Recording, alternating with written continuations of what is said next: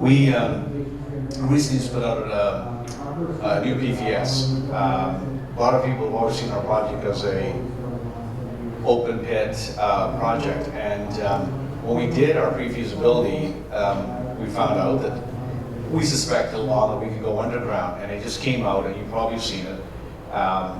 It'll be 20% cheaper, we'll save $300 million, we'll save a year, and smaller footprint, to summarize it. So, and there was a bit of a myth out there that environmentalists wouldn't like an open pit involving a lake. Well, that's not true. We in Canada have very large diamond mines with large footprints. Have no problem with environmentalists. It's not an issue. But there was this kind of, one of our competitors put out, but it's not, it was never true. In fact, if you look at all the deposits, they're all under lakes, because Saskatchewan up north is pretty well under a lake. If you've ever gone up there, it's either a lake or a swamp. And if you fly over in the summertime, you have a hard time putting down the chopper where it's not wet. Usual legal disclaimer. Essentially, if you're contrarian, we tick the boxes, but I appreciate that the spot price is in a slump. And I do think we're going to get some certainty here in the first 2 weeks of October. I think with the working group of the 232 petition is out of the way, the uncertainty of what Trump will do will be out. And so I preface that. But to build a case for fission, you have to build a case for nuclear and build a case for nuclear. We need more energy, and we certainly do. Even like I said, Bill Gates has invested a lot of money into small modular reactors. The idea is instead of sending thousands of barrels of diesel out to the North Sea, we can have small reactors out there. I know that we're owned 20% by the Chinese government through its SOE CGN, and they are well on its way, on their way of developing them, because they figure that's the next, for them, where they can grow quicker. So, the thing that, I invest money like everybody here. That's, and I love listening to her. I get the pleasure of drinking a lot of wine and playing golf with Eric down in Scottsdale. And so I've heard all these, but so you come to these conferences and everybody listens to them. But one thing that I'm always reminded by Rick Rule and the Ross Beatty, smart guys, ask somebody, have they done it before? Right? Have they done this before? Have they built a company, found something, built it, sold it? Well, we've done it 4 times in this industry. So we're a very successful management team. Let's see if I can get this actually for it. There we go. If we were a movie, we would win every award possible. It's the best project. Our technical team has won every award, and I've won a bunch of awards. But when you make a great discovery and you have a good team, everybody looks better. Also, this project is a large, high-grade, shallow, low-cost, and it's still wide open. Unfortunately, with the market correcting with what we've had, there simply hasn't been money to explore. Even if we did, the stock didn't go up. So why beat your head against the wall was generally the message from some of our shareholders. But every great project, world-class project, has to tick the boxes. It's got to be large, it's got to be high grade, it's got to be in a good jurisdiction. In fact, this gives the best jurisdiction possible, which is Saskatchewan, middle of nowhere. The nearest community is 200 kilometers. But this project is one thing that no other project in Canada has. It starts 50 meters from surface. Our competitors, great projects. Lee and Dave at the Next Gen and David and the guys at Denison, great job. But this project, this is 50 meters from surface, not 500, not 1,000. And I believe that's why the Chinese chose to invest with us. They spent over $2.5 million in due diligence looking at every project possible in the world, whether it's Spain, all through Africa. And one of the reasons they always stayed in Africa prior to coming into Canada because they like very shallow projects. They feel there's less technical risk, so that's what they like. So this project has done that. And again, a lot of people are talking about electricity demand because, you know, when they talk about electric vehicles, they never quite, you know, can't plug it into the air. You know, you need energy. Electric cars and also cryptocurrencies. I think last year they were using they were using as the same amount of energy as an industry that the country of Switzerland was. So where does all this power come from? Well, you know, I'm not saying all of it's going to come from nuclear, but it has to come from somewhere. So demand for electricity grows, and I think there's other. As we'll see, I think people always tend to underestimate. I don't know about you at night. What's the first thing that we do all the time? Plug in everything we've got. So I know we're using a lot more energy. There's Mr. Gates. He feels that if you are really serious about dealing with climate change, it is the only carbon-free, scalable energy source that's available 24 hours a day, and it's true. And some countries don't have choices. Japan, Korea, other islands, they don't have. We have hydro. We've got other forms, but the countries simply don't have that. Now, this just tells you about how reactors are actually being built. Now, we've seen Russia, China, East Asia. Really, what this is, guys, is an East versus West story. In countries where they're, especially when they have special wacko voting, like Germany, you know, like they have to put coalitions together. So what that usually means, they got the final answer is some whack job, you know, cut and paste. So to win a couple more votes, you know, they'll say things, of course they never do. For example, France told everybody, oh, we'll be cutting back on nuclear to get elected. Then I don't know if people saw this about 4 months ago on the back of the newspaper they said, well, we'll look at it in 10 years. So they've waited 3 years to see, how are we going to get more energy if we don't use nuclear? Tell you what, we'll wait 10 years. Typical government, kick it down the road. But they get elected and somehow thinking that they're going to live, and it sounds good to the average, you know, people who believe in pixie dust. They love the idea that we're just going to be able to put the socket into the sky and we'll have lots of energy. Simply not true. In fact, what's really sad is when you go through California, and I drive from Phoenix to see my daughter sometimes, you know, people don't realize they're using diesel generators as backup for these so-called wind farms. Are you kidding me?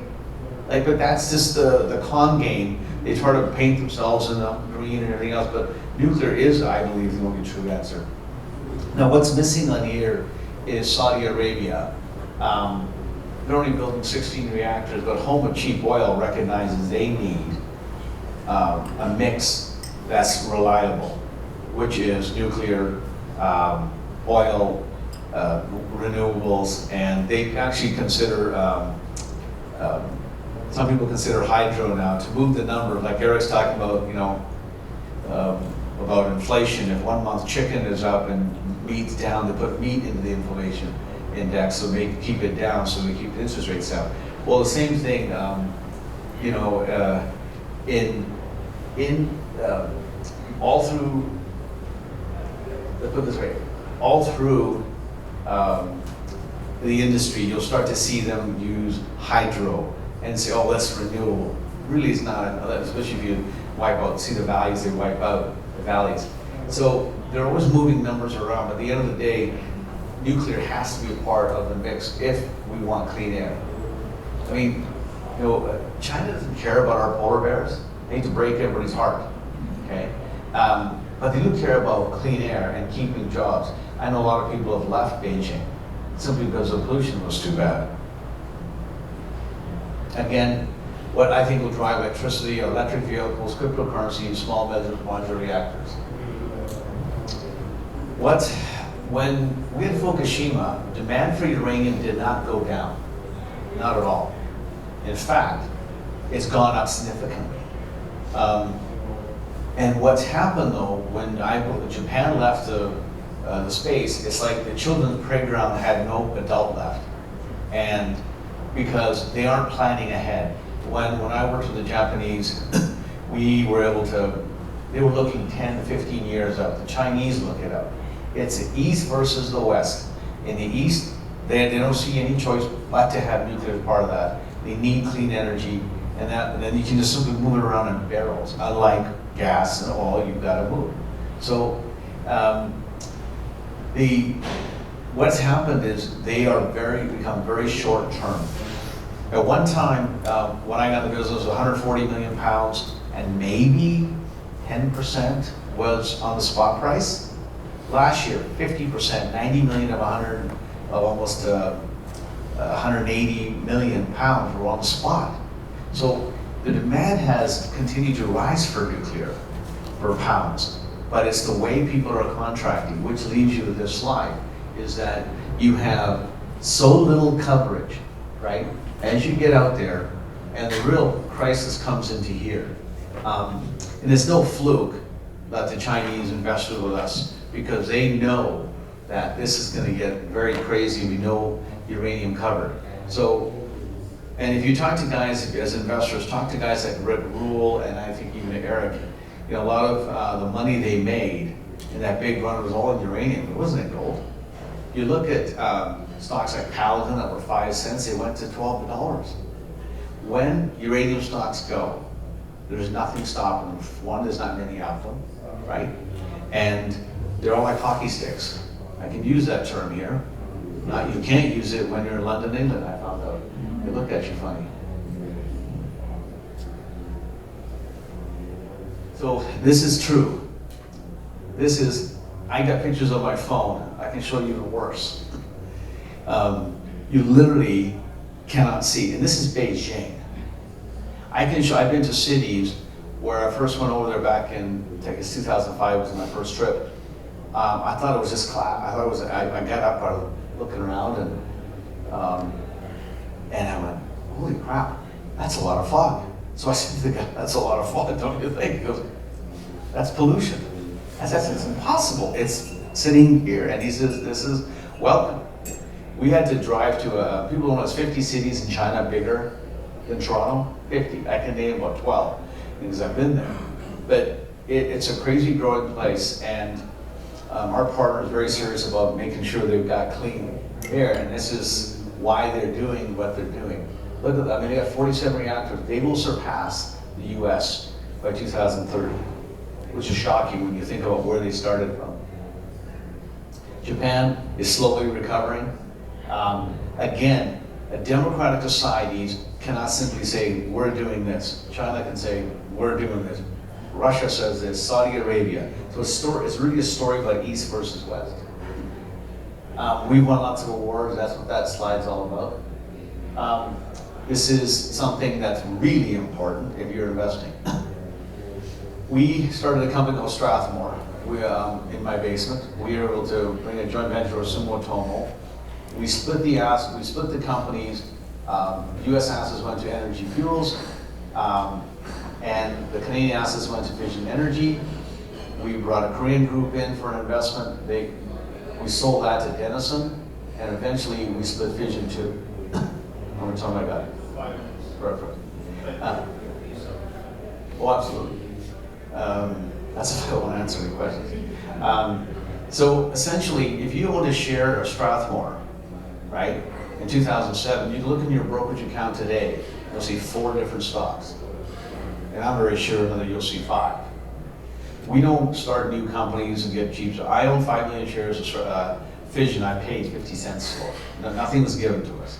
So very few groups have ever done that. I think Ross Beatty's group has. But we've been able to create shareholder wealth over and over. That's your, you guys are Canadians, you know where Athabasca is. And all the action was here. We took a new technology, found our deposit. Our deposit is very different than anything on this side. This is all about sandstone.